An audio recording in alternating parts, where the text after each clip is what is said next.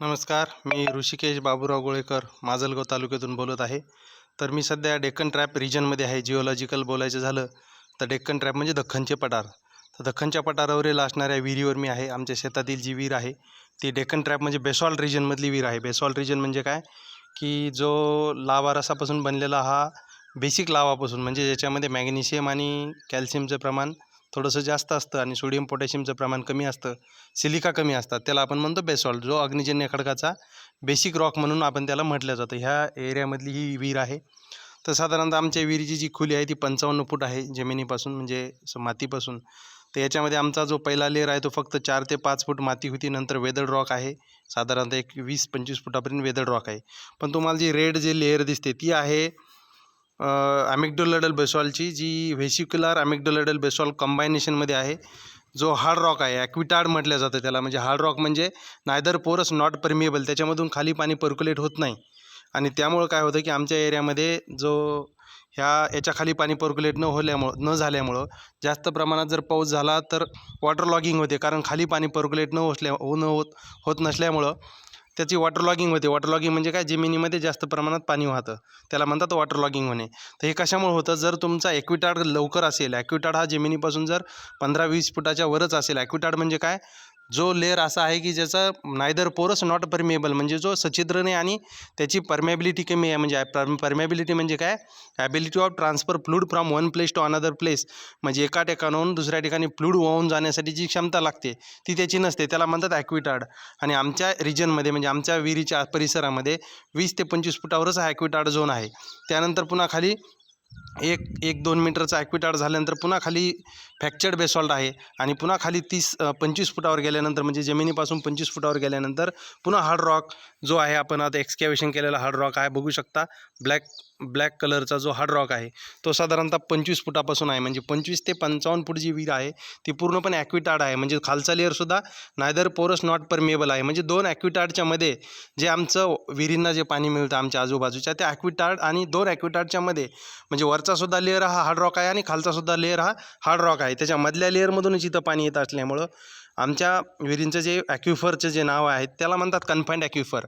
Confined ॲक्विफर म्हणजे काय, those ॲक्विफर्स R found between 2 ॲक्विटार्ड्स. 2 ॲक्विटार्डच्या मध्ये भूगर्भ असणे, भूगर्भातील पाणी असणे, त्याला आपण ॲक्विटार्ड म्हणतो जिओलॉजीच्या भाषेमध्ये. तर ॲक्विटार्ड असल्यामुळं काय होतं की कन्फाइंड ॲक्विफर असल्यामुळे पाऊस पडला हे कुठंतरी इंटरकनेक्ट असतात सरफेसला. हे ॲक्विटार्ड वर जाऊन सरफेसवर एक्सपोजला असतात इन्क्लाइन बेडमध्ये. त्यामुळे तिकडं जरी पाऊस पडला थोडाफार आमच्याकडं की लगेच ह्या विहिरीचं पाणी वाढतं. आता आपण 1 महिन्यापूर्वी जर बघितलं असेल तर 29 जूनच्या आसपास मी आलो होतो, त्यावेळेस विहिरीची पाणी पातळी ही जमिनीपासून साधारणतः 50 फुटावर गेली होती. तर आज तारीख 3 ऑगस्ट आहे, फक्त आमच्याकडं 270 ते 80 मिलीमीटरच पाऊस झालेला आहे आत्तापर्यंत. एकूण सरासरीच्या 87% पाऊस झालेला आहे. जूनमध्ये अतिशय डिफिशिट पाऊस होता, जुलैमध्ये सुद्धा डिफिशिट पाऊस आहे आणि आजच्या तारखेपर्यंत सुद्धा 13% पावसाची तूट आमच्या परिसरामध्ये आहे.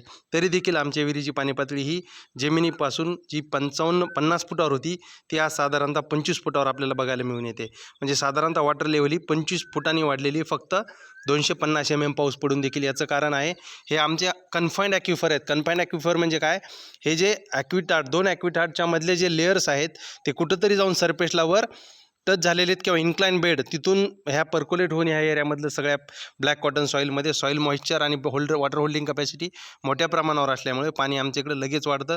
साधारणतः 400 मिलीमीटरपर्यंत जरी पाऊस झाला आमच्या परिसरामध्ये तर आमची विहीर ही 500 मिलीमीटरलाच फुल भरते. आणि 600 मिलीमीटरपेक्षा जास्त पाऊस जर ॲन्युअल झाला तर ही ओव्हरफ्लो व्हायला लागते. का ओव्हरफ्लो व्हायला लागते, कारण हे आर्टिशियन ॲक्विफर आहे.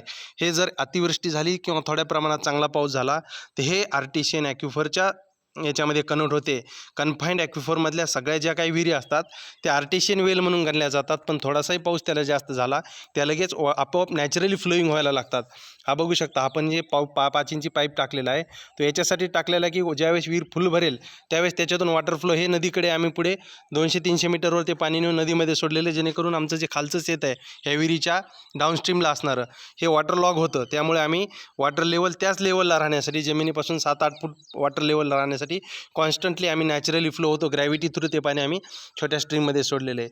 सांगायचा उद्देश असा आहे की प्रॅक्टिकल जे नॉलेज आहे ॲक्विटार्डचं आणि ॲक्विफरचं, कन्फाईंड ॲक्विफरचं, आर्टिशियन वेलचं, हे आपण मी ॲज जिओलॉजिस्ट म्हणून आज तुमच्यासमोर सांगत आहे. ही माहिती ॲग्रिकल्चरिस्टला सुद्धा मिळेल, त्याचबरोबर विद्यार्थ्यांसाठी सुद्धा उपयुक्त ठरेल जे विद्यार्थी हायड्रोजिओलॉजीचा अभ्यास करतात, खास करून त्यांच्यासाठी. रेड कलरचा जो बघू शकता तो आपण हायड्रोथर्मली अल्टर्ड बेसॉल्ट आहे, त्यालाच आपण अमॅग्डालाइडल किंवा व्हेसिक्युलर बेसॉल्ट म्हणतो.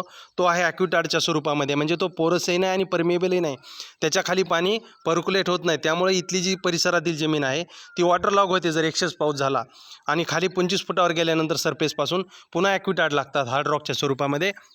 बघू शकता आपण हा ब्लॅक बेसॉल्ट, कॉम्पॅक्ट बेसॉल्ट पुन्हा 25 फुटावर लागतो. म्हणजे आमच्याकडचा फक्त वरचा जो लेअर आहे 20 फुटाचा तो वेदर्ड आहे, नंतर 1-2 मीटरचा ॲक्विटार्ड आहे, पुन्हा एक 15 फुटाचा साधारणतः फ्रॅक्चर्ड रॉक आहे, आणि खाली गेल्यानंतर 25 फुटाच्या खाली सरफेसपासून पुन्हा एक ॲक्विटार्ड लागतो. आणि म्हणून दोन ॲक्विटार्डच्या मध्ये असणारा ॲक्विफर आहे, त्यामुळे याला आपण अनकन्फाईंड ॲक्विफर म्हणतो. कन्फाईंड ॲक्विफर हे कुठंतरी सरफेसवर इंटरकनेक्ट असतात, त्यामुळे लांबून ह्या कन्फाईंड ॲक्विफरचं एक वैशिष्ट्य असं असतं की याचा रिचार्ज एरिया खूप लांबवर असतो. याचे रिचार्ज पाऊस पडल्यानंतर रिचार्ज जे पॉईंट असतात ते खूप दूरवर गेलेले असतात आणि ते सरफेसवर जाऊन एक्सपोज झालेले असतात. हे ॲक्विटार्डचे जे लेअर असतात ह्या कर्वमध्ये असतात. कर्वमध्ये असल्यामुळे हे जाऊन कुठंतरी जाऊन एखाद्या रिव्हरमध्ये म्हणा, एखाद्या प्लेट्यूवर किंवा एखाद्या सरफेसवर जाऊन ते सॉईलची इंटरकनेक्ट असतात वर सरफेसची, त्यामुळे तिकडं पडलेलं पाणीसुद्धा याच्यामध्ये पर्क्युलेट होतं आणि वॉटर लेवल ही फास्टली वाढत जाते. बघू शकतो आपण सध्या फक्त 250 मिलीमीटर पाऊस झालेला आहे. पावसाची 13% तूट असताना देखील आज विहिरीचं पाणी पातळी साधारणतः ह्याच्यापासून सरफेसपासून साधारणतः 25 फुटापर्यंत आलेली आहे. म्हणजे वॉटर डेप्थ जी आहे ते सध्या टोटल विहिरीची खोली 55 फूट आहे, 25 फुटावर आपल्याला पाणी आहे, म्हणजे टोटल वॉटर डेप्थ ही 30 फुटाच्या आसपास आहे. म्हणजे कन्फाईंड ॲक्विफर असल्यामुळे हे शक्य होत आहे. थोडाही पाऊस जास्त झाला की आमची विहिरी आर्टिशियन ॲक्विफर म्हणून गणल्या जाते. म्हणजे ही नॅचरली फ्लोईंग होणारी विहीर आहे. ही कन्फाईंड ॲक्विफरमध्येच फक्त आपल्याला बघायला मिळते. तर आमच्या गोदावरीच्या पट्ट्यामध्ये गोदावरी रिव्हरचा रिजन आहे. ह्याच्या गोदावरी रिजनच्या आजूबाजूला ज्या स्ट्रीम्स आहेत छोट्याल्या, ह्या स्ट्रीमच्या बाजूला असणाऱ्या आणि जिथं ॲक्विटार्ड आहेत, 2 ॲक्विटार्डच्या मध्ये एखादी विहीर एक्सप्लोअर केलेली असेल तर त्या ठिकाणच्या विहिरी या नेहमी ह्या आर्टिशियन ॲक्विफर म्हणून गणल्या जातात. तर आमच्या ह्या ड्रेनेज जो आहे गोदावरीला गेलेला छोटासा एक स्ट्रीम आहे, त्या स्ट्रीमच्या साधारणतः पूर्वेकडे असणाऱ्या सर्व विहिरी साधारणतः ब्लॅक कॉटन सॉईलच्या वरच्या विहिरी, म्हणजे थोडा वेदर रॉक ज्या ठिकाणी जास्त आहे अशा ठिकाणच्या सगळ्या विहिरी आर्टिशियन ॲक्विफर म्हणून गणल्या जातात. आणि जर पाऊस जास्त झाला तर ह्या एक्सेस नॅचरली वॉटर फ्लोईंग व्हायला लागतं. विदाऊट पंपिंग पाणी आपोआप डिस्चार्ज व्हायला. हे जर आम्ही आउटफ्लो काढून दिला नसता तर आमच्या खालची जी जमीन आहे डाऊनस्ट्रीमची ही वॉटर लॉग व्हायला जाते. त्याला मराठीमध्ये चिबडणे असं म्हणतात जमीन. तर त्याला वॉटर लॉगिंग होऊ नये म्हणून आम्ही हे एक्सेस आउटफ्लो हा काढून दिलेला आहे. म्हणजे भविष्यामध्ये थोडाही पाऊस जास्त झाला ॲटोमॅटिक हे नॅचरली ग्रॅव्हिटी विदाऊट पंपिंग, कुठलाही करंट लागत नाही, लाईट लागत नाही, 24/7 ते पाणी कंटिन्युअसली फ्लो होत राहतं आणि ते एक लेवल कॉन्स्टंट ठेवून राहतं. त्यामुळे त्याच्यावर पाणी येत नाही आणि वॉटर लॉगिंग होण्याची शक्यता कमी होते आमच्या परिसरामध्ये. ओके, धन्यवाद.